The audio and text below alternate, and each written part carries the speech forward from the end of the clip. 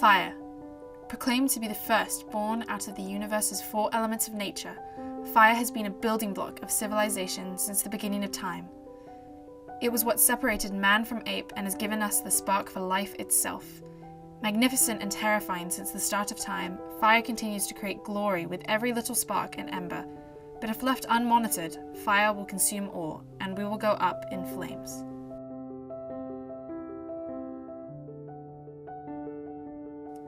Fire is the center of light, warmth, and life, but it can also be a source of ruin and devastation.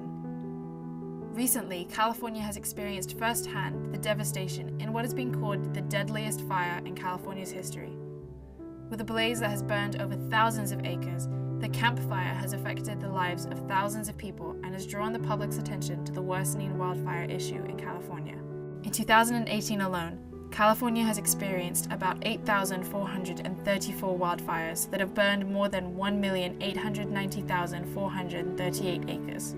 Some of these fires have included the Woolsey Fire, in which over 1,643 structures were destroyed, the Camp Fire, in which 79 individuals have died and 669 are missing, and the Carr Fire, which killed 8 individuals. I think with the past 10-year drought, fuels have become drier, and a lot more fuels have become receptive to carrying fire. So it has definitely increased the intensity and size of the fires that we are responding to now with the nature of the weather that we're experiencing and the large drought we've experienced. People have begun to point fingers and find a culprit for the devastating fires, but there is not one person to blame. In fact, these fires were in the making long before they actually began. Over the past decade, many reforms have been put into place to help preserve forests and prevent wildfires. However, such preservations have also proven to be harmful.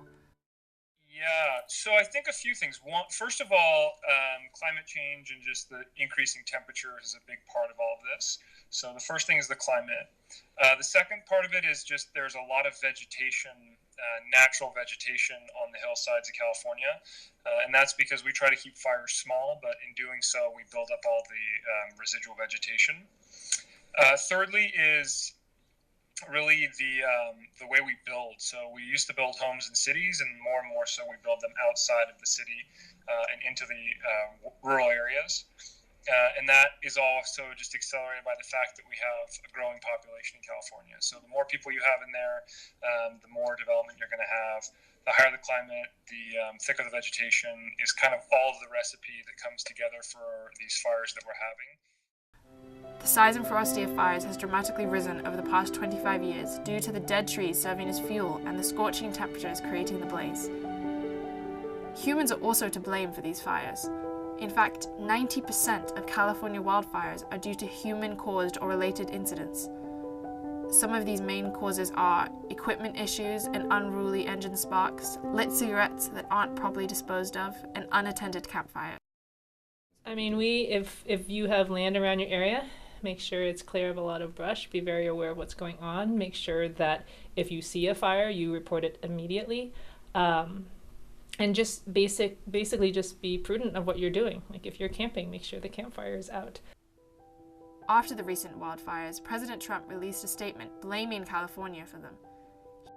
He tweeted that California's issues were due to gross mismanagement, suggesting that it was in the people's control all along. There's a few things. One is just clear around your home. Make sure you have good defensible space. 2 is build out of materials that are not fire prone, so build out of fire restricted materials. And 3, kind of be extremely careful when you're outdoors in California. These sea of flames are terrifying, but they are also preventable. California is a terrific state full of substantial things like Hollywood and Silicon Valley, Lake Tahoe, and beaches as far as the eye can see. So we can't let our wildfires define us. Do what you can to help prevent wildfires and take action in volunteer organizations to help those in need. Let's extinguish this flame as soon as possible and keep our forests, homes, and communities safe.